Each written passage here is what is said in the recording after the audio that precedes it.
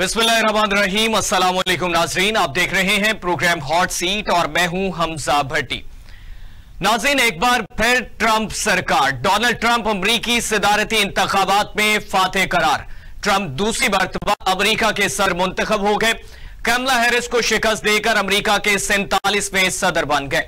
नताइज के मुताबिक Donald Trump ने 277 और कमला हैरिस ने 226 इलेक्टोरल वोट हासिल किए। 50 में से 27 रियासतों में डोनाल्ड ट्रंप, 19 में कमला हैरिस को कामयाबी मिली। आज हमने तारीख रकम कर दी, अमरीका नई बुलंदियों पर पहुंचेगा, मुल्क के तमाम मामला ठीक करेंगे। नौमुंतखब अमरीकी सदर डोनाल्ड ट्रंप की विक्ट्री स्पीच, बोले नई जंगें जो शुरू करने नहीं जा रहे, जो जंगें चल रही हैं उनको खत्म करेंगे। उन्होंने कहा कि अमरीका को महफूज, मजबूत और खुशहाल बनाऊंगा। अमरीका में सुनहरी दौर का आगाज होने वाला है। उन्होंने हामियों का शुक्रिया भी अदा किया और उन्होंने कहा कि यह आपके वोट के बगैर मुमकिन नहीं था। दूसरी जानिब वजीर आजम शहबाज शरीफ और बिलावल भुट्टो जरदारी की डोनाल्ड ट्रंप को मुबारकबाद। समाजी राब्ते की वेबसाइट पर पैगाम में बिलावल भुट्टो ने कहा कि उम्मीद है कि अमरीका की नई इंतजामिया अमन को तरजीह देगी। इस पे बात करेंगे कि जो अमेरिका में अब न्यू सेटअप दोबारा से ट्रंप सरकार आई है, तो पाकिस्तान के साथ किस तरह से ताल्लुकात जो है वो एक्सपेक्ट किए जा रहे हैं, पाकिस्तान की जानिब से क्या उसमें जो है वो पॉलिसी अपनाई जाएगी। दूसरी जानिब ख्वाजा आसिफ साहब के हवाले से जो खैबर पख्तूनख्वा के मुशीर इत्तलात बैरिस्टर सैफ हैं, उन्होंने गुफ्तगू की। उन्होंने कहा कि ख्वाजा आसिफ शोशे छोड़ने के माहिर हैं, आज भी उन्होंने शोशा छोड़ा। बैरूनी ताकतों के बलबूते पर हमेशा शरीफ खानदान बाहर आ गया है, ये उनकी जानिब से कहा गया। उन्होंने कहा कि बानी पीटीआई ने बाहर जाना होता तो इतना अरसा जेल में ना रहते। ख्वाजा आसिफ और शरीफ खानदान का यह ख्वाब कभी भी शर्मिंदा ताबीर नहीं होगा। नाज़रीन, इसके साथ साथ बिजली सारिफीन पर 8 अरब 71 करोड़ रुपए का मजीद बोझ डालने की तैयारी कर ली गई है। बिजली तकसीमकार कंपनियों ने कीमतों में इजाफे के लिए दरख्वास्त नेप्रा में जमा करवा दी है। दरख्वास्त रवा माली साल की पहली सेमाही एडजस्टमेंट की मद में जमा कराई गई। कैपेसिटी चार्जेस की मद में 8 अरब 6 करोड़ और ऑपरेशंस एंड मेंटेनेंस की मद में 1 अरब 25 करोड़ रुपए मांगे गए हैं। इस पे बात करेंगे कि अवाम जो है ऑलरेडी मुश्किलात का सामना कर रहे हैं, मजीद बोझ जो है वो पड़ता हुआ दिखाई दे रहा है। इस पे क्या अपडेट्स आती हैं। और दूसरी जानिब वजीर खजाना मोहम्मद औरंगजेब साहब कहते हैं कि हम दुरुस्त समत में जा रहे हैं, ताहम तवील सफर बाकी है। उन्होंने कहा कि तरसीलात ज़र बढ़ रही हैं, ज़र मुबादला के ज़खायर मुस्तहकम हैं, मुर्गी और दालों की कीमतों में इजाफा बर्दाश्त नहीं करेंगे। हम यकीनी बनाएंगे कि मिडल मैन अवाम को फायदा पहुंचाने में रुकावट ना बने। अब यह मामला ECC के हर इजलास में आएगा, प्राइस कमेटीज से कोऑर्डिनेशन होगी। पूरी दुनिया में मुर्गी और दालों की कीमत कम हुई मगर यहां नहीं हुई है, यह वजीर खजाना मोहम्मद औरंगजेब साहब की जानिब से कहा गया।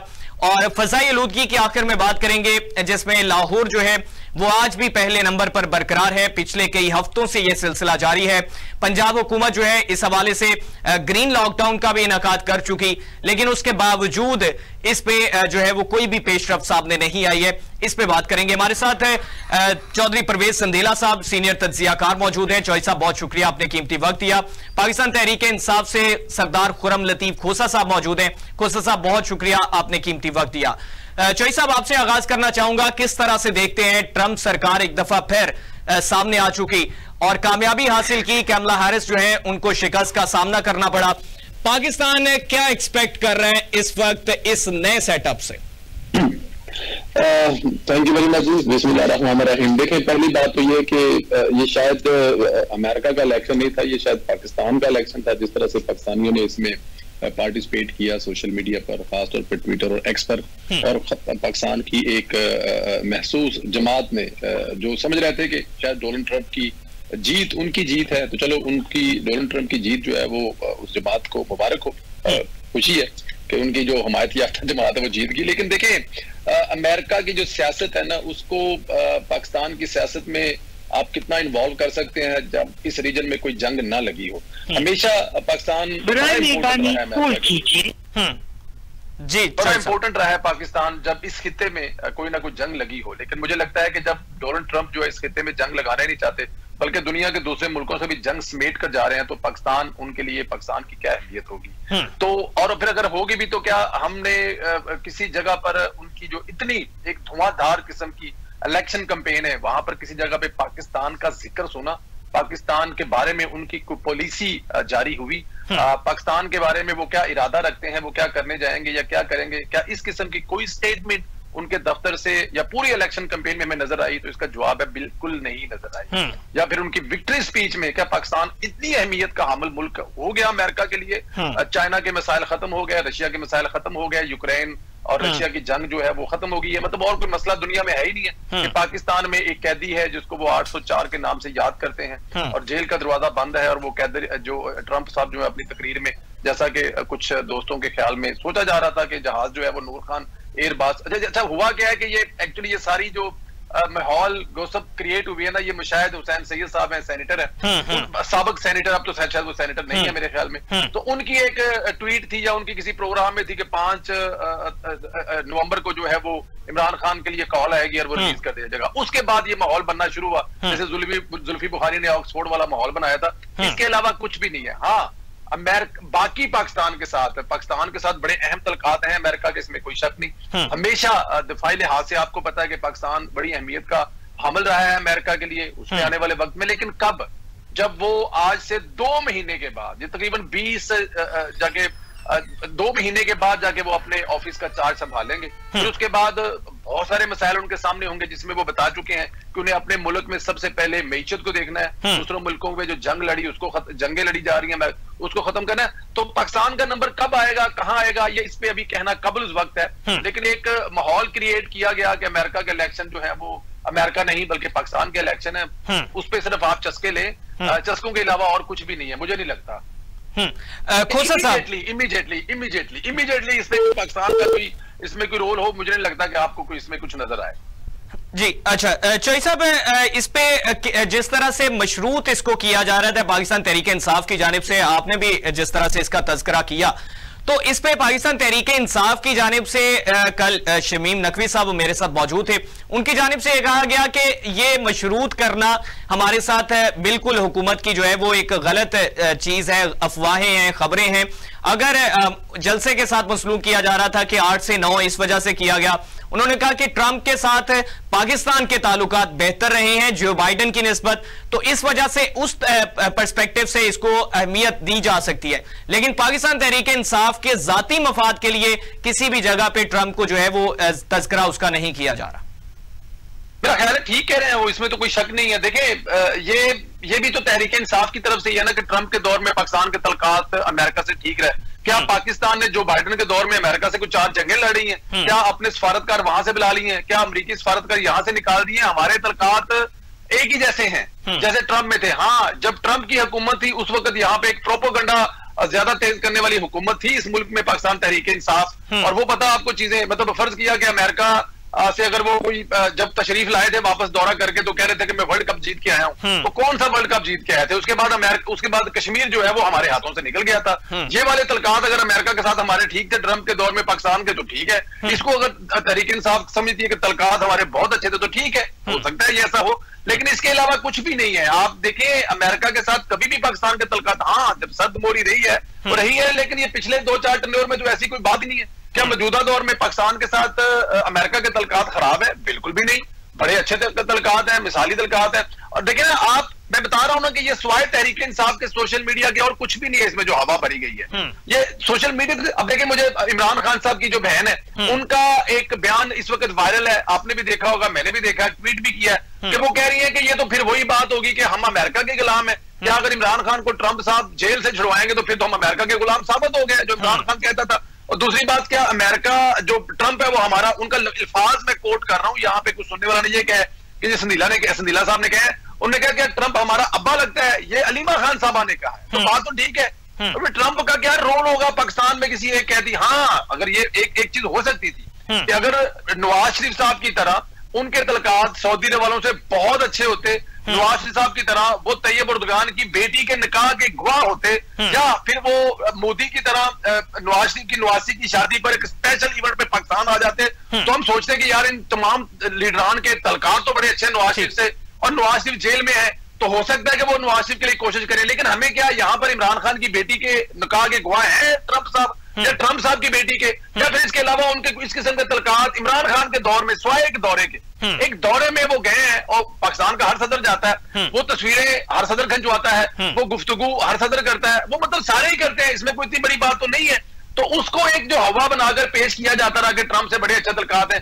क्या हमें इमरान खान साहब के दौर में हर 2 हफ्ते बाद लगता था पता कि आज इमरान खान साहब की ट्रंप से बात हुई 1 घंटा, उसमें खित्ते के मसाइल, हमें तो कभी इस किस्म की गुफ्तगू का, या कभी इस किस्म के टेलीफोन कॉल का, या कभी इस किस्म के ट्रंप साहब के पाकिस्तान इमरान खान की दावत पे दौरे का जिक्र का पता नहीं है। तो ये तमाम चीजें जो बनाई गई हुई है, या तमाम चीजों को जो जिक्र किया जाता है, ये स्वायत्त सोशल मीडिया के, और वो जिसे कहते हैं कि आप किसी तगड़े बंदे का नाम लेके यारो साडा यार दोस्त से तल्लक वास्ता है, इसके अलावा और कुछ भी नहीं है, मुझे तो नजर नहीं आता। हाँ, पाकिस्तान की हद तक बिल्कुल तलकात पाकिस्तान के साथ अमेरिका के ठीक है, और मैं उम्मीद करता हूं कि ये जो नई हुकूमत है, नया ऑफिस संभालेंगे ट्रंप साहब, मजीद बेहतर तलकात होंगे हमारे। जी सरदार खुर्रम लतीफ खोसा साहब, किस तरह से देखते हैं ट्रंप सरकार एक दफा फिर बरसरे इक्तदार आ चुकी है, जिस तरह से पाकिस्तान मुस्लिम लीग नवाज की जानिब से यह कहा जा रहा है कि पाकिस्तान तहरीक इंसाफ इस पे ज्यादा खुश दिखाई दे रही है कि शायद ट्रंप कॉल करेंगे तो बानी चेयरमैन को जो है वो जेल से रिहा कर दिया जाएगा। अगर आप मुझे इजाजत दें जी, तो मैं कोई ये सारे लोग जो बातें कर रहे हैं इनसे गुस्ताखी करने की जसारत करूं? जी खोसा साहब, इसलिए इमरान खान साहब मोहताज नहीं है ट्रंप के, न मोहताज है यहां बैठे हुए जो 4 साल और ले रहे हैं उनके। ये अल्लाह ताला का करम है, हम एक ट्रांजिटरी फेज में हैं जहां पे हमें,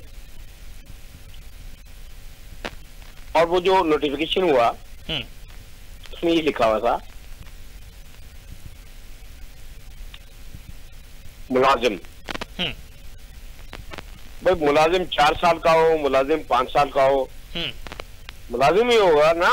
जी इमरान खान साहब तो वहां आए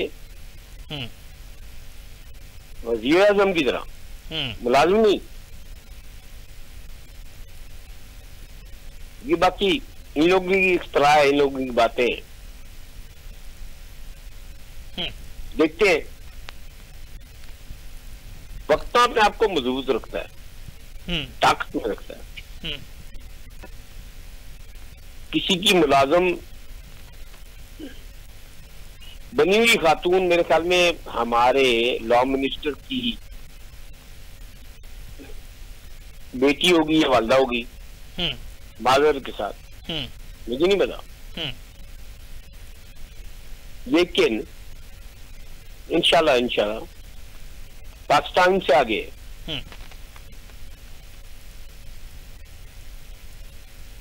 अच्छा खोसा साहब, आपसे ये जानने की कोशिश करूंगा कि जिस तरह से कहा यह जा रहा है कि पाकिस्तान तहरीक इंसाफ जो है, अभी परवेज सिंदीला साहब ने भी ये कहा कि ट्रंप दौर में कहा यह जा रहा था कि ताल्लुकात बहुत अच्छे जा रहे हैं, तो ऐसे कौन से ताल्लुकात थे जो बाइडेन दौर में नहीं थे, ट्रंप दौर में थे?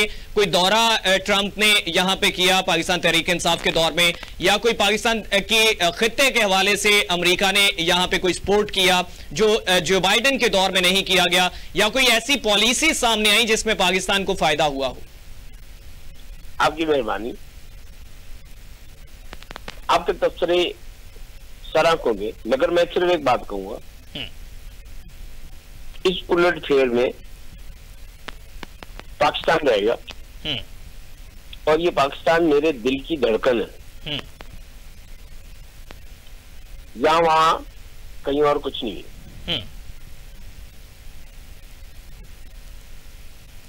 चौधरी साहब, आप किस तरह से समझते हैं इस पे पाकिस्तान तहरीक इंसाफ जो है वो तो इस पे डिनाई करती हुई उस तरह से नजर आ रही है, लेकिन दूसरी जानिब ख्वाजा आसिफ साहब के हवाले से बैरिस्टर सैफ उन्होंने गुफ्तगू की, उन्होंने कहा कि ये शोशे छोड़ते हैं और ये बलबूते बाहर के लोगों के बलबूते पे, शरीफ खानदान जितनी दफा भी बाहर गया है उनके बलबूते पे जाता है। खान साहब के हवाले से कहा जा रहा था कि ये बाहर चले जाएंगे, इसके जवाब में उन्होंने ये बात की है, तो क्या कहेंगे? खान साहब कभी बाहर नहीं जाएंगे। खान साहब, अच्छा आपने मुझसे पूछा जा, अच्छा जी खुरम साहब कर लें आप बात। आप फरमाएं जी, आप फरमाएं। नहीं भाई आप करें कंटिन्यू, मैं I will talk later, no problem. जी खुरम भाई आप बोले। नहीं मतलब आप मेरे भाई हैं, पाकिस्तान के हवाले से अगर इमरान खान चाहते तो अभी तक बाहर चले गए होते। मतलब वो एक वाहिद बंदा है जिसने ये बोला है कि मुझे जेल में रखो, और खुदा की कसम उनकी जो बेगम है, हम तो उनको वालदा कहते हैं अपनी, खुद गई जेल में, और हमें क्या चाहिए। जी चौई साहब, मेरे भाई ये पूछे। जी चौई साहब, देखिए पहली बात तो ये है कि हमें ये देखना है कि क्या, मैं पहले जैसे जिक्र कर चुका हूं कि इमरान खान साहब ये जितनी बातें हैं ना कि वो बाहर जाना नहीं चाहते या वो बाहर जा सकते हैं, ये तो मफरूजे हैं ना। ऐसी कोई हमें प्रैक्टिकल अगर नजर आया हो कि इमरान खान साहब जाना चाहे हों और या वो उनके लिए कोई, ख्वाजा साहब ने पहली दफा ये बात की है कि कुछ दोस्त मुमालिक, अब वो दोस्त मुमालिक कौन से हो सकते हैं, वो ना तो मुझे कतर नजर आता, ना सऊदी अरब नजर आता, ना मुझे ऐसा कोई और यूए का कंट्री नजर आता है। वो जिनका इमरान खान साहब जिनके लाडले हैं, एसिड हैं, जिनका साथ वो 25-30 साल से उनका प्यार है, मोहब्बत है, जहाँ पे उनके बच्चे हैं, शायद उस तरफ इशारा किया जा रहा है कि वो उनको सियासी पनाह देने के लिए भी तैयार है। और वहां से देखिए ये जो 60 लोगों का जो 60 जो सेनेटर है उनके खत लिखवा लें या इंग्लैंड कुछ, यही प्रेशर है ना, ये वो प्रेशर है कि इमरान खान साहब को बाहर आने दिया जाए। और फिर वो अगर बाहर जाते हैं तो किस तरह बाहर जाने दिया जा सकते हैं। जी खोसा साहब क्या माजरत के साथ मैं अपने भाई को मैं बोल रहा हूँ जी, कहीं से कोई प्रेशर नहीं आ रहा, कहीं से कोई ऐसी चीज नहीं आ रही मेरे भाई। इमरान खान साहब ने सिर्फ एक बात की है, मैं जमीन से हूं, मुझे किसी और इलेक्शन से कोई मतलब नहीं है, तो यही जीऊंगा यही मरूंगा। उनकी ये फिलॉसफी आपकी माजरत के साथ आप पूरा एहतराम, गुजारिश सिर्फ यही है, उनका हुक्म ये है। आप अब बोले। उन सब बिल्कुल ठीक है, ये उस वक्त तक तो ठीक है ना जब तक वो जेल में हैं। लेकिन अगर खुदा ना करे जैसे आप कह रहे हैं कोई ऐसी बात आ गई तो उस पर फिर भी मतलब कि आपका और आपके दोस्तों का, आपका पार्टी का एक दूसरा मौक़िफ़ होगा। जो हमेशा खान साहब कहते हैं कि यू टर्न एक बेहतरीन मतलब हिकमत है कि आपको मतलब वक्त के मौके को मुताबिक कर लेना चाहिए। लेकिन दूसरी बात है कि क्या अगर ऐसा होगा, क्या हुकूमत ऐसा करने देगी, क्या हुकूमत मानेगी, क्या पाकिस्तान का एक अदालती निजाम है उसको किस तरह क्रॉस किया जाएगा। ये अभी वैसे भी कबल वक्त है कि इमरान खान साहब जो है वो किसी दूसरे मुल्क चले जाएंगे या उनको जाने दिया जाएगा, तो ये तो कबल वक्त है ना। ये तो सारे अभी मफरूजे हैं जो हुकूमती वजीर इस पर कह रहे हैं, हुकूमती वजीर इस पर फरमा रहे हैं। वो आने वाले वक्त में हमें इस पे कोई रियलिटी नजर आएगी, किसी जगह से कोशिश होगी या उनके पास कोई ऐसी इंफॉर्मेशन होगी जो वो मीडिया से हमसे शेयर करेंगे तो पता लगेगा। लेकिन आज की हकीकत यही है कि इमरान खान साहब जेल में हैं और वो अपनी मर्जी से जेल में नहीं है, वो एक जुर्म की पादाश में जेल में, उन्होंने एक जुर्म किया है जिसकी वजह से वो जेल में है। तो अब उसको वो कैश करवा ले कि वो जाना नहीं चाहते, वो जेल में रहना चाहते हैं, वो इस मिट्टी से बने हैं। देखिए इस वक्त लाखों की तादाद में कैदी बने हैं, वो सारे जो जेलों में वो मौजूद है वो सारे इसी मिट्टी के हैं। क्या वो बाई चॉइस बाहर भाग कर जा सकते हैं? जब वो ये कह सकते हैं नहीं कि मैं सवेरे चाहूं तो पिंडी में जाके अपने घर पे रह सकता, नहीं, उन्होंने एक जुर्म किया है, उस जुर्म की वो सजा पा रहे हैं और जब तक उनका जुर्म नहीं होगा वो जेल में होंगे। और किसी जगह पे कोई ऐसी चीज अगर होगी तो वो उस वक्त देखेंगे। केड़ी पिंडी जाके जेल विच रहना है सुन तो सही, मतलब सॉरी जी खोसा साहब, इमरान खान साहब ने कोई गलती नहीं की। अगर किसी की बहन लगाई है तो बता दें, अगर किसी की टेबल से कोई स्पून उठाया तो बता दें, अगर कहीं मरियम नवाज की तरह गाड़ी ली हुई है, नवाज शरीफ की तरह गाड़ी ली हुई है, बाकी वो ये बंदे का मैं नाम नहीं ले सकता, मेरे लिए मोहतरम है, ली हुई है तो बता दे। मतलब ये क्या गिलानी साहब का नाम लेना जो आप लेना चाहते हैं, क्यों नहीं ले रहे? मोहतरम तो फिर ये तो फिर जाती होगी ना, आप बाकी नाम ले रहे हैं। सुनेंगे मेरे, सुनाइए जरदारी साहब का नाम नहीं लिया। नहीं, वो कह रहे हैं गिलानी, यूसुफ रजा गिलानी साहब का नाम ले रहे हैं। यूसुफ रजा गिलानी साहब का नाम ले रहे हैं, वही मोहतरम है ना आपके लिए। फिर अगर देखा कौन है, मेरे लिए काबिल एहतराम जरदारी साहब होंगे, अगर कभी होंगे, अपनी जगह पे। फरमाएं। संदेला साहब वो कह रहे हैं कि मेरे लिए गिलानी साहब, मैं नहीं जानता वो कौन है, जरदारी साहब मेरे लिए काबिल एहतराम हो सकते हैं जब भी होंगे। चले, लेकिन ये तो खुरम साहब की मोहब्बत है अपनी पार्टी से, कि वो कह रहे हैं कि संदेला साहब जो है वो ये कह रहे हैं कि वो खोसा साहब, सिंधिला साहब ये कह रहे हैं कि खान साहब को चांस नहीं मिला, अगर उनका मौका मिलेगा तो फिर उस पे नताइज सामने आएंगे कि वो बाहर जाते हैं कि नहीं जाते। आपका शुक्रिया ब्रिज करने का इन दोनों चीजों जी। मेरी गुफ्तगू उनके साथ, आपकी मेरे साथ जी, और वहां जाती हुई बाखुदा अल्फाज मैं नहीं जानता क्या आते हैं, मगर कि पाकिस्तान, अगर आप इसको मानते हैं, अगर वो उसको मानता है, तो मोहतरम होना चाहिए। मुश्किल लग रहा है।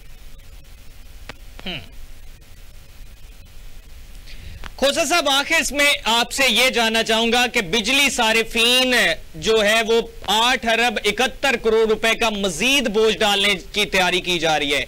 अवाम पहले बिलकते हुए दिखाई दे रहे हैं, हर तरफ से चक्की के दो पार्टों में पिस रहे हैं, मजीद बोझ बढ़ रहा है। हुकूमत वक्त के हवाले से क्या कहना चाहेंगे?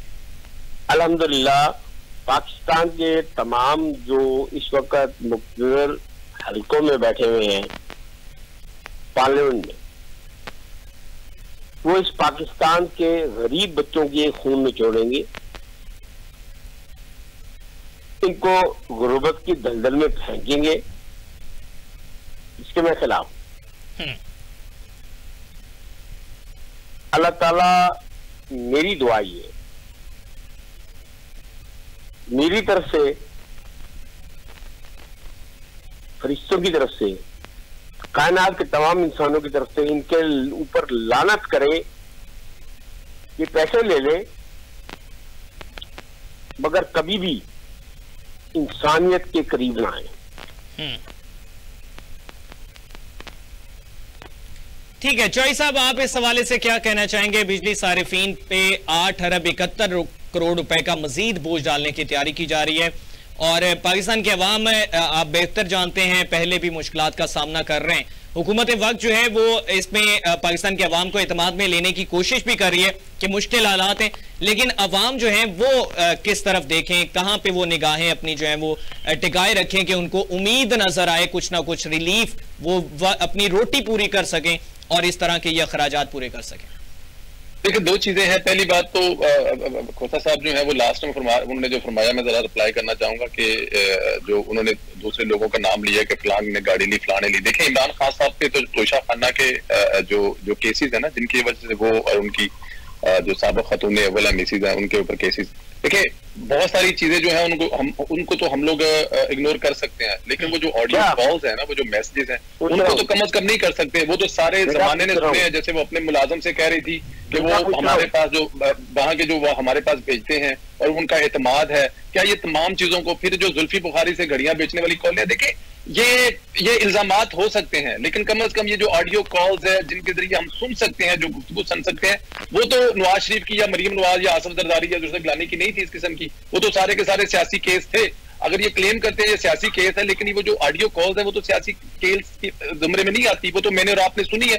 उसके अलावा ये जो 180 अरब जो नेशनल सिक्योरिटी जो नेशनल क्राइम सिक्योरिटी की तरफ से जो इंग्लैंड से पैसे वापस आए थे 180 रुपए, उसका तो सारा कुछ आपके सामने है कि वो आए किधर, गए किधर, दिए किसे, उसके बदले क्या हुआ। बेटा नहीं, इसको छोड़कर आगे चलते हैं। जो आपने अभी ये सवाल जो किया अवाम वाला किया, देखिए हुकूमत की हमेशा कोशिश होती है, वो कोई भी हुकूमत हो कि वो अपने अवाम को रिलीफ दे, लेकिन ये इस मुल्क की अवाम को भी सोचना चाहिए कि वो एक ऐसे इंसान के पीछे लगे देखिए जब ये नवाज शरीफ साहब की 2016-17 में हुकूमत थी, आप अपने प्रोड्यूसर से पूछें कि उस वक्त पूछे बिजली का यूनिट कितने रुपए का होता था, लेकिन वो 5 रुपए 90 वाला यूनिट हमें पसंद नहीं था, हमें हैंडसम यूनिट चाहिए था। और फिर वो उसकी जो मुल्क की तबाही 3 साल में अभी तक हम तक उस वक्त आमदन भी तो उसके मुताबिकत से थी ना, उस वक्त उसकी, जी बिल्कुल ठीक है, मैं लेकिन देखे ना उस वक्त मुल्क की इकोनॉमी ठीक थी, उस वक्त डायरेक्शन ठीक थी, मुल्क की मईशत ठीक थी, लेकिन फिर जो किया गया, जिस मोहब्बत में किया गया, जिन लोगों ने किया, वो भी तो आपके सामने है ना।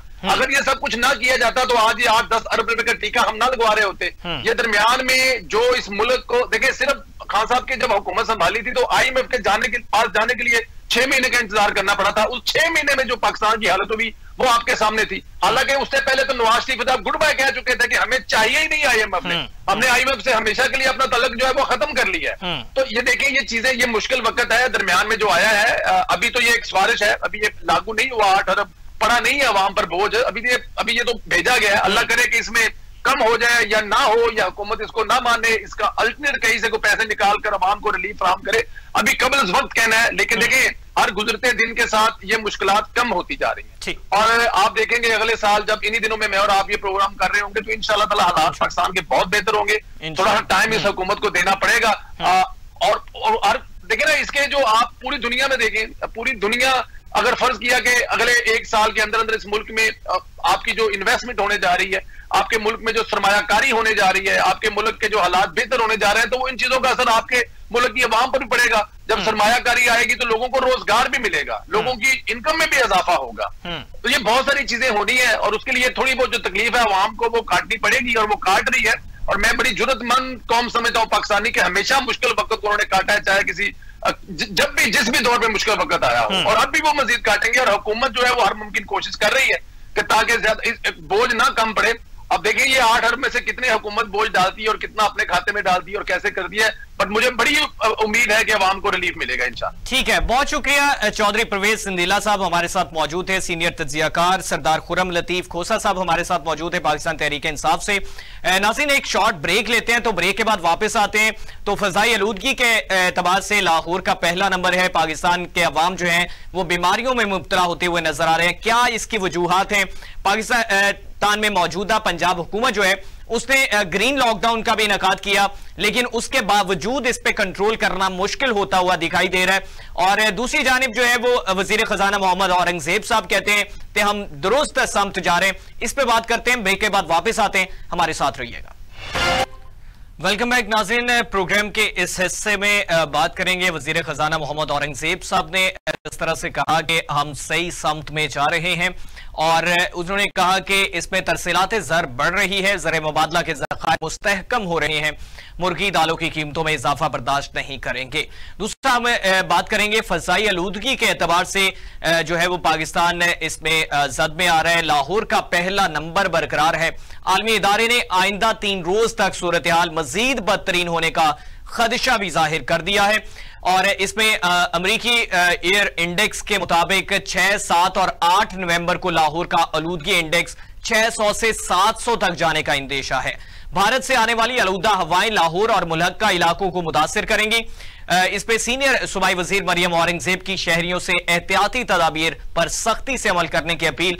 पंजाब हुकूमत का प्राइमरी और हायर सेकेंडरी तक स्कूल्स बंद करने का भी ऐलान।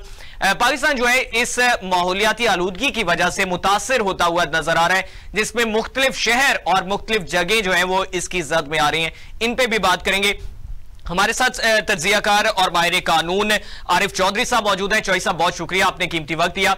और हमारे साथ माहिर माहौलियात मरियम शब्बीर अब्बासी साहबा ने हमें ज्वाइन किया। मरियम साहब, बहुत शुक्रिया, आपने कीमती वक्त दिया। चौधरी साहब, आपसे आगाज करना चाहूंगा, किस तरह से देखते हैं, एक तो जो है वो सदर ट्रंप बन चुके हैं, पाकिस्तान के साथ मामलात किस तरह से देखते हैं?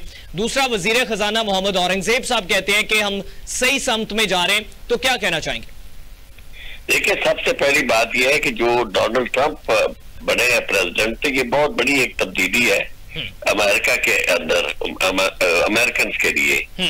जहां तक पाकिस्तान का ताल्लुक है, पाकिस्तान को कभी भी इस तरह की तब्दीलियों से खुश नहीं होना चाहिए। और बुनियादी तौर पर ये उनके अपने मुल्क का मामला है और अमेरिकन जो है वो अपने मुफाद के लिए सोचते हैं।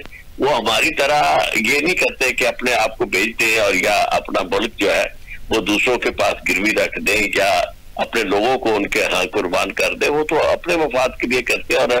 और उन्होंने अपने तौर पर एक फैसला किया है। जहां तक पाकिस्तान की सियासत का ताल्लुक है या पाकिस्तान के हालात का ताल्लुक है, पाकिस्तान की अगर बारगेनिंग पावर होगी तो यकीनन अमेरिकन हमें देखेंगे। अगर हमारी कोई बारगेनिंग पावर ना रही, जो कि मुझे नजर नहीं आती कि हमारी कोई बारगेनिंग पावर है, तो उसमें फिर अमेरिकन हमें कभी भी दरख्वार इतना नहीं समझेंगे। और ये बात तो बहुत अरसा पहले जब हम अलाई बने थे अमेरिका के और हमने जिहाद के नाम पर, यानी फसाद जो था, लड़ाई अमेरिका की थी और उसे हमने अपना एक जिहाद करार देकर यानी अपना इस्लामी फरीजा समझा था कि हमने अमेरिका की मदद करनी है।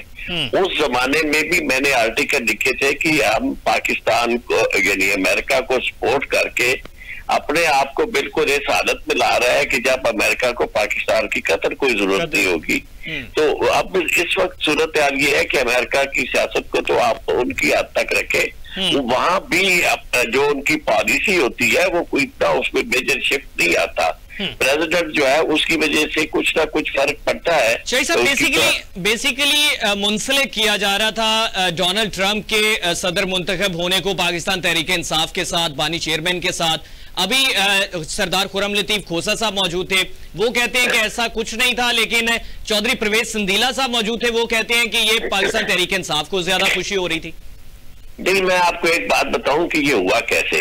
बुनियादी तौर पर वहां जितने भी पाकिस्तानी अमेरिकन है ना, वो पाकिस्तान के मामले में बहुत ज्यादा कंसर्न्ड है और वो कोशिश करते रहते हैं कि अपने जो उनके सेनेटर या उनके कांग्रेसमैन है उनसे राब्ता करके वो कोशिश करते हैं कि पाकिस्तान के अंदर जो सूरत हाल है उसे डिफ्यूज किया जाए। तो और फिर उनकी पावर भी है, इसलिए कि वो बहुत फंड रेजिंग करने वाले हैं, डॉक्टर्स हैं और बिजनेसमैन हैं। बड़ी ताकतवर लॉबी है पाकिस्तानियों की वहां अमेरिका के अंदर मौजूद। तो बुनियादी तौर पर ये डोनाल्ड ट्रंप से उनके वफद की मुलाकात थी और उन्होंने उन्हें फंड रेजिंग भी उनके लिए किए। तो उसमें उन्होंने जब कहा कि पाकिस्तान के अंदर बुनियादी इंसानी हकूक की खिलाफ वर्जियां हो रही है और इमरान खान जो है वो मुसलसल इनकार्सिरेट हो रहा है, जेल के अंदर मौजूद है, तो उन्होंने इस सूरत हाल में उन्हें ये कहा और फिर उसके बाद उन्होंने बयान भी दिया, मैसेज भी मैंने मेरी नजर से भी बार बार वो मैसेज गुजरा है जिसपे उसने कहा कि भाई इमरान खान जो है वो मेरा दोस्त है और मैं इलावा और मैं जब मुझे मौका मिला तो मैं इमरान खान को जेल से रिहा भी कराने की कोशिश करूंगा और मैं कोशिश करूंगा कि उसकी गवर्नमेंट जो है उसे वापस मिले। तो ये चीजें तो देखिए, जब तक आपके अपने मुल्क के अंदर सिचुएशन ऐसी ना होगी, वोलेटाइल सिचुएशन जो है, इसको आपने अपने हक में करना है। आप देखें कि अगर इमरान खान के लिए बहुत ज्यादा कोई मूवमेंट चलती है तो इमरान खान की मुश्किलात जो है वो आसान होती है। अगर इमरान खान के हक में मूवमेंट नहीं चलती तो फिर तो ऑलरेडी आपके सामने है कि जो तबका उसे खत्म करने के ऊपर तुला हुआ है वो तो रोज तो कोई ना कोई टेस्टर्स लगाता रहता है और उससे देखता है, पल्स देखता है कि क्या लोग रिएक्ट करते हैं कि नहीं। कभी उन्हें इनकार्सिरेट करके उन्हें बिल्कुल कैद तन्हाई देकर, कभी उन पर तशद्दुद करके, कभी उनके साथियों को जिस तरह इंतजार 14 जैसे लोगों की उनके बिल्कुल फोकल पर्सन थे उनके ऊपर तशद्दुद और जुल्म करके बेबर्बरियत का मुजाहरा करके, तो वो देखते हैं कि क्या लोगों में सकत है, क्या इमरान खान के साथी कोई है जो आके साथ दे। तो ऐसी सूरत हाल में यानी इमरान, ये सारा हमारा जाती ही मामला है, अंदरूनी मामला है। पाकिस्तान के अंदर की सूरत हाल जो है उसी के नतीजे में इमरान खान बाहर आएंगे। कोई यानी मैं नहीं समझता कि इतना ज्यादा फर्क पड़ेगा। या हाँ, लोग देखिए, खुशी तो इस बात की बहुत सारे लोगों को हुई। जब मैं भी अमेरिका में था पिछले महीने तो मैंने देखा कि जितने लोग पाकिस्तानी जिनके घरों में हम जा रहे थे वो बहुत ज्यादा पुरजोश अंदाज में इसी वजह से साथ दे रहे थे डोनाल्ड ट्रंप का कि डोनाल्ड ट्रंप आएगा तो कुछ ना कुछ सख्ती हमारी जो है वो कम होगी और इमरान खान को सहूलत। तो ये बहुत ज्यादा खुशफहमी में नहीं रहना चाहिए। अलबत्ता बहुत खुश आइंद है कि पाकिस्तानी और मुसलमान जो है वो जिस जज्बे के साथ वहां लगे हुए थे तो उससे उन्होंने कम अज कम अपना एक वजन जो है वो महसूस करवाया। ये बयान हासिल कर लेना ही मैं समझता हूँ बहुत बड़ी बात है, तो इसलिए इससे तो ये ले। और दूसरी बात आपने कहा कि जनाब वजीर खजाना जो है वो कहते हैं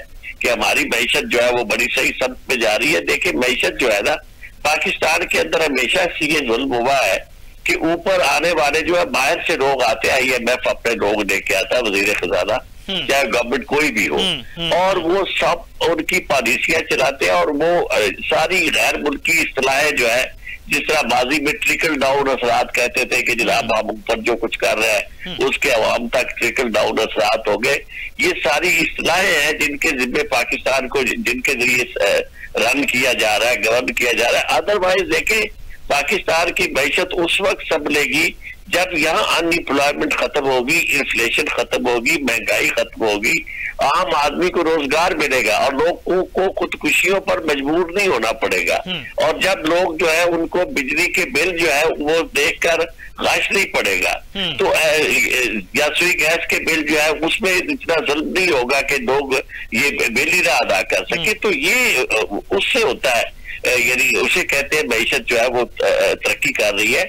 वरना मैशत आप देखें ना, नवाज शरीफ की मैशत तो बहुत तरक्की कर रही है, जरदारी की भी कर रही है। नवाज शरीफ साहब फरमाते हैं कि मेरी बेटी को मैंने कहा तुम तो यानी PIA भी अपनी एयरलाइन भी चला सकती हो और PIA भी खरीद सकती हो। तो इनके कारोबार जो है वही तरक्की करते हैं। और आज तक पाकिस्तान में जब भी ये हुक्मरान आए हैं तो तरक्की इन्हीं को हुई है और इनके कोई कारोबार हमें नजर नहीं आता। पैसा यहाँ सिर्फ ये है कि जो यहाँ प्रोजेक्ट, ये मेगा प्रोजेक्ट करते हैं उसमें अरबों डॉलर की ये करते हैं किक बैक्स लेकर।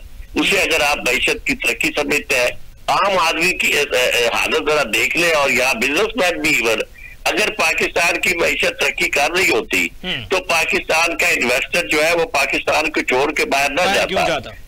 और पाकिस्तान के बिजनेसमैन के अलावा जो यहाँ के प्रोफेशनल्स हैं, वो जिनके पास कोई भी आर्ट है, कोई भी स्किल है, इवन अगर कोई ड्राइविंग जानता है तो वो भी बेचारा किसी न किसी मुल्क की तरफ मुंह करके जा रहा है। तो इसे मैशत को तरक्की तो नहीं कहते ना।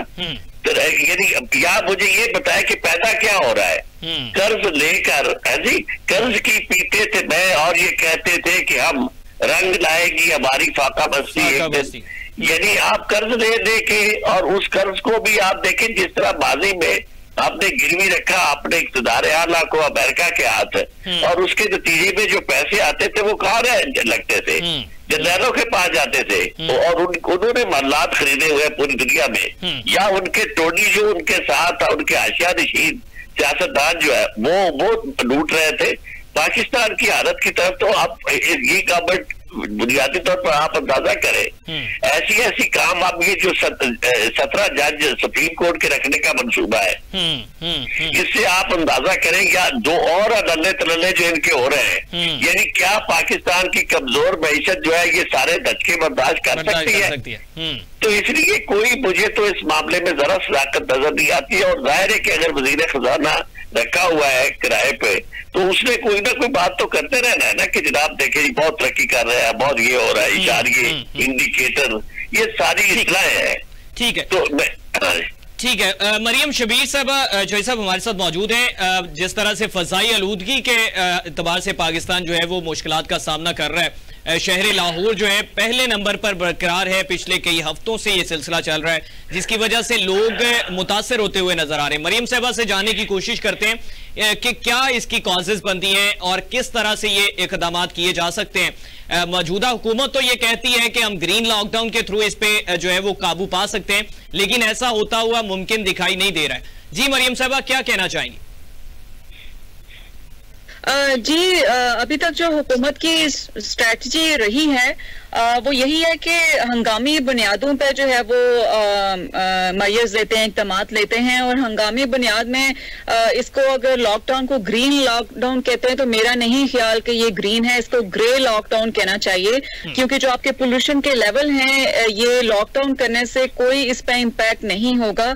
आपको लॉन्ग टर्म मैयर्स आपको लेने पड़ेंगे। पिछले 10 से 15 सालों से हम इसी इशू को लेकर डिस्कस किए जा रहे हैं कि हमारा स्मोक का इशू है लाहौर में। अब सबसे बड़ा जो है है, और ना सिर्फ लाहौर में है बल्कि पाकिस्तान के मेजर जितने भी आपके सिटीज हैं आपको उनमें यही इशू नजर आएगा। और जो आपको कंट्रीब्यूटिंग मेजर फैक्टर है वो आपको ट्रांसपोर्टेशन सेक्टर है, उसके बाद आपकी इंडस्ट्रीज हैं जो कंट्रीब्यूट करती हैं, उसके बाद आपकी ये जो वेस्ट की ओपन बर्निंग है, जो घरों का वेस्ट होता है, हॉस्पिटल वेस्ट होता है, उसका हमारे पास कोई मैकेनिज्म नहीं है। और उसके बाद आपके किसान आते हैं जो सीजनल कंट्रीब्यूटर हैं, और फिर ब्रिक किल्न्स आती हैं। लेकिन हुकूमत की स्ट्रेटजी हर साल अनफॉर्चुनेटली ये होती है कि हंगामी बुनियादों पर या तो लॉकडाउन लगाते हैं, या जो फार्मर्स होते हैं, किसान हमारे होते हैं, उन पर फाइन इम्पोज करते हैं, उनको सब्सिडी पे टेक्नोलॉजी का ऑल्टरनेट दिए बगैर, या फिर ब्रिक किल्न्स को करते हैं। और ये जो कंट्रीब्यूटर्स हैं ये कोई इतने मेगा लेवल पे नहीं है जिनको आप हंगामी बुनियादों पे एक हाइप क्रिएट करने के लिए कि हम कुछ कर रहे हैं, इस तरह के इक़दामात आप शो करवाते हैं। दूसरी बात ये कि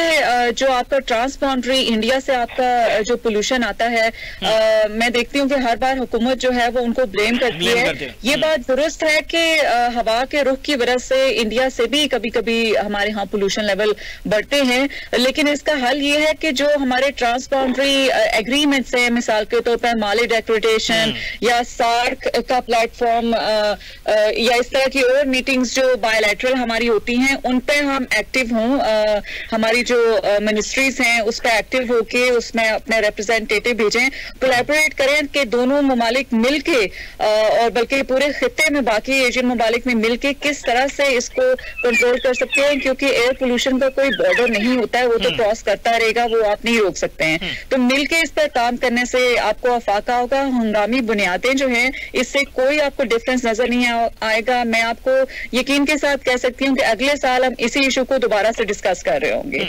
अच्छा मरियम साहबा, जिस तरह से वजीर आला पंजाब मरियम नवाज साहबा आपकी हम नाम भी हैं, उनकी जानिब से ये ग्रीन लॉकडाउन किया जा रहा है जिसपे कारोबारी हजरात जो हैं वो मुतासर होते हैं। वो ये कहते हैं कि ये अगर बारबेक्यू सिस्टम बंद कर दिया जाएगा तो पॉल्यूशन कम हो जाएगी, ये धुआं नहीं जाएगा, स्मोक क्रिएट नहीं होगी। फसलों की बाकियात के हवाले से कहा जा रहा है कि उसके सबब बनते हैं, ये स्मोक बनता है उसकी वजह से।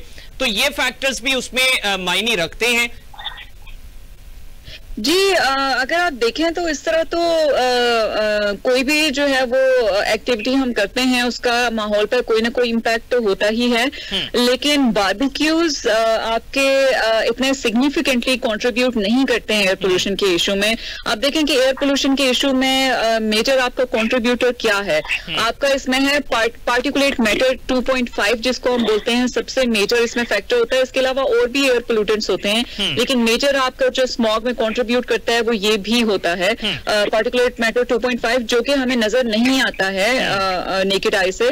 तो वो आपकी जो ट्रांसपोर्टेशन सेक्टर है उसके जो टायर्स होते हैं उनके वेयर एंड टेयर से ज्यादा कंट्रीब्यूट होता है। आपकी जो इंजन क्वालिटी खराब होती है तो उसकी वजह से आप जो फ्यूल क्वालिटी इस्तेमाल करते हैं उस वजह से आपकी इमिशंस होती हैं, और जो आपकी इंडस्ट्रियल इमिशंस होती हैं उसकी वजह से होता है, जिसमें नॉक्स सॉक्स इस तरह के जो मैं ज्यादा टेक्निकल व्यूअर्स की वजह से नहीं होना चाह रही, ये आपके इमिशंस होते हैं। तो कहने का मकसद ये है कि जो बारबेक्यूज हैं ये इतने सिग्निफिकेंटली कंट्रीब्यूट नहीं करते। हाँ, फार्मर्स जो है वो सीजनली आप कह सकते हैं कि जब उनको खेत तैयार करने होते हैं अगली फसल के लिए तो वो जो बाकियात बच जाते हैं उनको आग से जलाते हैं, तो वो कुछ हद तक कंट्रीब्यूट करते हैं।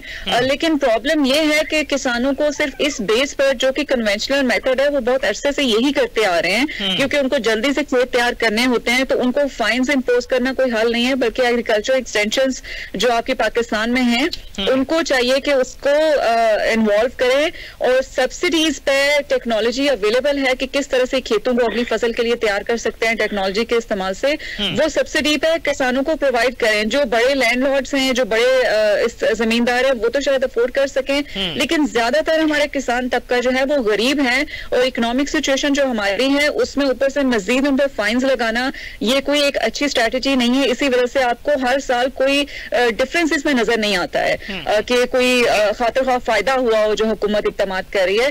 कुछ इक़दामात ऐसे हैं हुकूमत के, मेरी नजर से थोड़ी बहुत ही इंफॉर्मेशन गुजरी थी जिसके ज्यादा डिटेल्स मेरे पास अभी तक नहीं है, कि प्लान जो है वो हुकूमत पंजाब का है 35/35, जिसमें 2035 तक जो है वो पार्टिकुलेट मैटर की एमिशंस के कुछ टारगेट्स सेट कर रहे हैं, जिसमें उसको कंट्रोल करने में फायदा होगा। तो मेरा ख्याल है कि लॉन्ग टर्म आपकी जो है, जैसे कि आप सस्टेनेबल ट्रांसपोर्टेशन, मेट्रो जैसे प्रोजेक्ट्स जो है वो आप मजीद इंट्रोड्यूस करवाएं।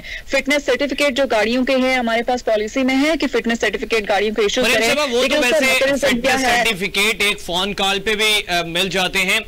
मसनूनी बारिश के हवाले से मौजूदा हुकूमत जो है वो प्लान कर रही है, और इस पे भी, इससे ये चीज कम हो सकती है, इस पे आप क्या कहना चाहेंगे? जी, मसनूई बारिश करना एक बहुत ही टेरिबल किस्म का आइडिया है। जो तहकीक आपको बताती है वो यही बताती है कि मसनूई तरीके से आप जो प्रोसेस इनिशिएट करते हैं, इसको आयनाइजेशन का प्रोसेस कहते हैं, बादलों के साथ आप एक तरह का खिलवाड़ है, जाके आप उसको करेंगे तो उसमें जो आपके बाकी पोल्यूटेंट्स हैं उनके साथ भी वो इंटरैक्ट जो है वो प्रोसेस कर सकता है। और रिसर्च ये बताती है कि आप जो आर्टिफिशियल प्रोसेस करते हैं तो उससे आपका एयर पोल्यूशन का इशू मजीद एग्रीवेट हो सकता है। और ये जो आर्टिफिशियली बारिश इंड्यूस की जाती है, जब ये जमीन पर आती है और लोगों का अगर इससे एक्सपोजर हो तो इससे स्किन इश्यूज आपके होते हैं, आंखों के इश्यूज आपके हो सकते हैं। और पाकिस्तान की जो इकोनॉमी है, मेरा ख्याल है कि इस तरह के रिसोर्सेज अगर आपके पास हैं कि आप आर्टिफिशियल बारिश जैसा महंगा फिनोमेना अफोर्ड कर सकते हैं, तो इससे बेहतर है कि आप सस्टेनेबल ट्रांसपोर्टेशन पर लगाएं, आप किसानों को सब्सिडी दें जिसकी वजह से वो टेक्नोलॉजी लेटेस्ट इस्तेमाल करें, आप इंडस्ट्रियलिस्ट के ऊपर इन्वेस्ट करें कि वो क्लीन टेक्नोलॉजी इंडस्ट्रीज में इंट्रोड्यूस करवाएं, आप वेस्ट मैनेजमेंट के ऊपर इन्वेस्ट करें, कोई प्रोसेस इंट्रोड्यूस करवाएं जिसकी वजह से खुले में जो है वो कूड़ा ना जलाया जाए, और जो आपकी लैंडफिल साइट्स हैं वो डेजिग्नेट करें, एफॉरेस्टेशन के प्रोजेक्ट्स पे इन्वेस्ट करें, तो उससे आपको फायदा होगा, आपको आर्टिफिशियल रेन से फायदा नहीं होगा। आरिफ चौधरी साहब, आपने मरियम शबीर साहबा की गुफ्तगू तो सुनी, इसमें उन्होंने जो कॉजेज हैं, प्रिकॉशंस हैं वो भी बताएं।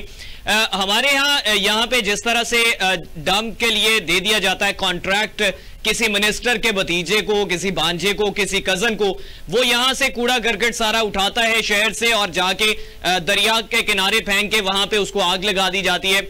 तो प्रॉपर एक वो मैकेनिज्म नहीं है जिससे हम इस चीजों से जो है वो अफादियत हासिल कर सकें या इन चीजों से निकल सकें। तो जो ग्रीन लॉकडाउन का इनकाद किया जा रहा है वो दिहाड़ीदार तबका है वो मुतासिर हो रहा है। किसान के हवाले से बात की, वो अपनी बाकियात उसको फिर जो है वो जुर्माने आयद कर दिए जाते हैं। तो ये तो सब जेब बटोरने के तरीके हैं। और जिस तरह से मरियम साहबा ने कहा कि इसके लिए बेसिक स्ट्रक्चर ये डेवलप करना पड़ेगा कि आप सर्टिफिकेट जो है वो प्रॉपर प्रोवाइड करें, कोई धुआं छोड़ती हुई गाड़ियां जो हैं उनको रोकें। तो क्या कहना चाहेंगे? मैं आपको एक अर्ज करूं कि ये मरियम साहबा ने बहुत खूबसूरत बातें की है, एक्सपर्टीज उनकी झलकती इससे, और बहुत बैलेंस्ड और यानी ये बातें की है।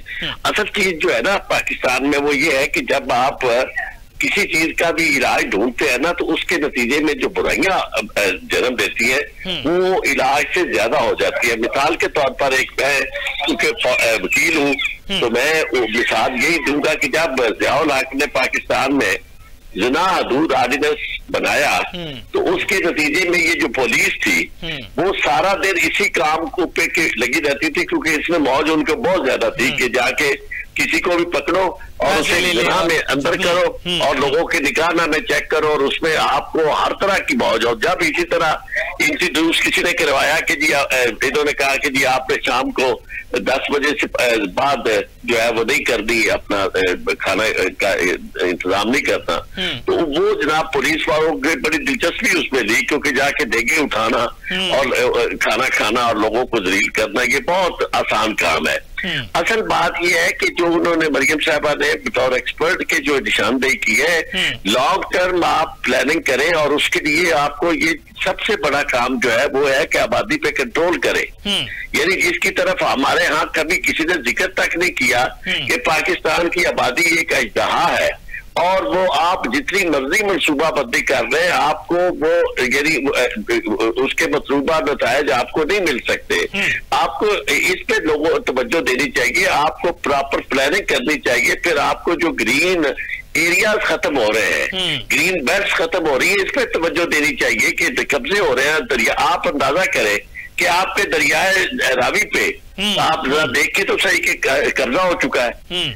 जहां जहां भी दरिया जो है आबादी के करीब से गुजरता है वहां लोगों ने कब्जे कर लिए। और आप मिनिस्टर साहब नाला हो जाएंगे। चौधरी साहब कैसी बातें कर रहे हैं? चीफ मिनिस्टर साहबा जो है वो बातें तो करती है आसमानी, लेकिन ये कि जमीनी हकायक ये है कि जहां खुद माफिया का के हिस्से हैं ये सियासतदान और ये इनके अपने हैं। आप देखें ये जमीन यानी जिस तरह रेलवे के साथ जमीन छोड़ी गई थी कि भाई ये ग्रीन बेल्ट होगी, सारी की सारी जमीन आप जहाँ कभी भी गुजरे तो वो जमीन लोगों के कब्जे में है, वहां आबादियां बन चुकी हैं और मतलब कोई ऐसी प्लानिंग नहीं है। बात सिर्फ ये होती है कि चाहे किसी तरह का भी बड़ी उस्ताद आ जाए, उसमें ये जो प्लान करते हैं वो अपने जाती मफाद के हवाले से करते हैं। अब कोशिश मरियम नवाज साहबा कोशिश तो कर रही हैं, स्कूल भी बंद करवा दिए हैं, बच्चों को छुट्टियां दे दी हैं और वो ये कह रहे हैं कि स्कूल बंद हो जाएंगे तो ये पॉल्यूशन से निजात मिल जाएगी। कहते हैं काम का ये वक्त है, बातों का नहीं, इसीलिए आपको जलसा नहीं करने देते। हमारे यहाँ प्लानिंग ये होती है कि भाई आपको सियासी मकासद के लिए जो चीजें चाहिए वो आप यानी नाम उसे देंगे अवामी फलाह का, लेकिन आप अपने सियासी मकासद के लिए ये चीजें, आप मुझे ये बताएं कि ये कोई हल है कि बच्चों को आप तालीम से महरूम कर दें? बात तो ये है कि आप एक कदम तो उठाएं, आपके पास तो फुर्सत ही नहीं है। सारा दिन जो आपने एक तमाशा लगाया हुआ है कि टिकटॉकर बनी हुई है, कभी किधर जा रही कभी किधर। आप मुझे ये बताएं, गले के इन्फेक्शन का शिकार हुई हैं और आप मुझे ये देखिए ना, गले का उनके गले के इन्फेक्शन का इलाज तो बरतानिया में होगा और उनके वालिद साहब के जुकाम का इलाज जो है वो भी अमेरिका या बरतानिया में होगा। लेकिन आम आदमी जो है उसके लिए कोई एक अस्पताल प्रॉपर, आप मुझे ये बताएं कि कोई एक अस्पताल इतना बड़ा यानी ये खानदान है और इतना इनके पास पैसा है जिसके से ये वो खरीद सकते हैं, खुद PIA को भी खरीद सकते हैं और अपनी एयरलाइन भी बना सकते हैं। तो क्या कोई अस्पताल इन्होंने बनाया है जिसकी ये मुखालफत करते हैं? उसने अस्पताल बनाया, इन्होंने कोई तालीमी इदारा बनाया? कोई एक काम ऐसा हो कि जिससे ये नजर आए कि ये अवामी मुफाद के लिए ये काम कर रहे हैं? बुनियादी हमारी बदकिस्मती ये है कि जिस तरह खलील जिब्रान ने कहा था कि बादशाह तजारत करे या ताजर हुकूमत करे तो उसमें नुकसान रिपब्लिक का है, रिपब्लिक। तो हमारी बदकिस्मती है कि जिन लोगों ने पाकिस्तान पे जो हुकूमत कर रहे हैं वही इसे पाकिस्तान की तजारत कर रहे हैं, पाकिस्तान को बेच के कर रहे हैं। आपने जब तक देखिए, मैं आपको अर्ज करूं, ये जो रोज आबादियां बढ़ रही है, रोज आप कंस्ट्रक्शन नहीं हो रही है। मुझे ये जरा बताएं, एक जमाने में अजहर साहब जो थे गवर्नर थे, उन्होंने कहा था, हमाद अजहर के वाले साहब, उन्होंने मियां अजहर, उन्होंने कहा था कि हमारी हालत ये हो जाएगी कि हम गमलों में सब्जियां उगाएंगे। आप जरा मुझे ये बताएं तो सही कि पाकिस्तान में कितनी जमीन बाकी रह रही है जिस पे आप कोई काश्त कर सके? ये जरी मुल्क रह रहा है या नहीं रह रहा? हर जगह लोगों को फायदा ही कोई नहीं है गंदम काश्त करने का या लोगों को फसलें काश्त करने का। उसकी वजह यह है कि आपने मोनोपोलाइज किया हुआ, खुद हुक्मरान जो ऊपर बैठे हैं यही कारोबार कर रहे हैं। तो लोग जो है वो बेचारे जिनके पास भी जमीन है वो जनाब वहां अनाउंस कर रहे हैं अपनी सोसाइटीज और माफिया बने हुए हैं जो प्रॉपर्टी। तो इसलिए मामलात का हल जो है, अगर तो संजीदगी से किसी की नीयत हो तो फिर जिस तरह हमारे पास एक्सपर्ट मौजूद है, मरियम साहबा जिस तरह उन्होंने बातें की है, इनकी बातों पे तवज्जो देनी चाहिए और प्रॉपर प्लानिंग करके पाकिस्तान को इस मुसीबत से निजात दिलानी चाहिए। आप देखें कई बीमारियां हैं, मिसाल के तौर पर डेंगू है, वो खुद ही कर करके वहां डेंगू लोगों को मार दूर के आखिर मौसम के साथ खत्म हो जाता है। इसी तरह स्मोक है, ये वो सारी तकलीफें हैं जो पाकिस्तानी अवाम जो है बर्दाश्त करते करते फिर उसके बाद आगे मौसम जो है वो बदलता है। अल्लाह की तरफ से वो चीजें चली जाती हैं तो हुकूमत वक्त जो है जो भी होती बरसरे इक़्तिदार लोग वो कहते हैं कि हमने काबू पा लिया, लेकिन कोई प्रॉपर लॉन्ग टर्म इसके लिए स्ट्रैटेजी मैकेनिज्म कोई भी नहीं है। ठीक है चौई साहब, प्रोग्राम का वक्त खत्म हो चुका, बहुत शुक्रिया, आपने कीमती वक्त दिया। मरियम शबीर अब्बासी साहबा माहिर माहौलियात हमारे साथ मौजूद थी, बहुत शुक्रिया मरियम साहबा, आपने कीमती वक्त दिया। उनकी जानिब से जो है वो इसकी कॉजेज, सिम्टम्स, प्रिकॉशंस और इसके तमाम तर जो सोल्यूशंस हैं वो भी बताए गए। उनकी जानिब से ये कहा गया कि इसके लिए प्रॉपर एक प्लान करना पड़ेगा और लॉन्ग टर्म स्ट्रैटेजी स्ट्रैटेजी अपनानी पड़ेगी, ना कि आप शॉर्ट टाइम के लिए इसके लिए कुछ स्ट्रैटेजीज अपनाएं और वो शॉर्ट टाइम के लिए होंगी, उसके बाद फिर ये असरात हम दोबारा से डिस्कस करते हुए नजर आएंगे। तो इसके लिए मौजूदा हुकूमत को ये चीज जरूर सोचनी पड़ेगी कि आप बच्चों के स्कूल बंद करके या दिहाड़ीदार जो है उसका थैला बंद करके या फसलों की बाकियात जो है कुछ जगहों से, कुछ मखसूस जगहों से उसको हटा के, तो आप इस माहौलियाती आलूदगी पे काबू नहीं पा सकते हैं। आपको प्रॉपरली प्लानिंग करनी पड़ेगी और ये लॉन्ग टर्म प्लानिंग करेंगे तो फिर आप इस पे काबू पा सकते हैं। नाज़रीन, आज के लिए इतना ही। अपने मेजबान हमजा भट्टी को इजाजत दीजिए। अल्लाह ने के बाद।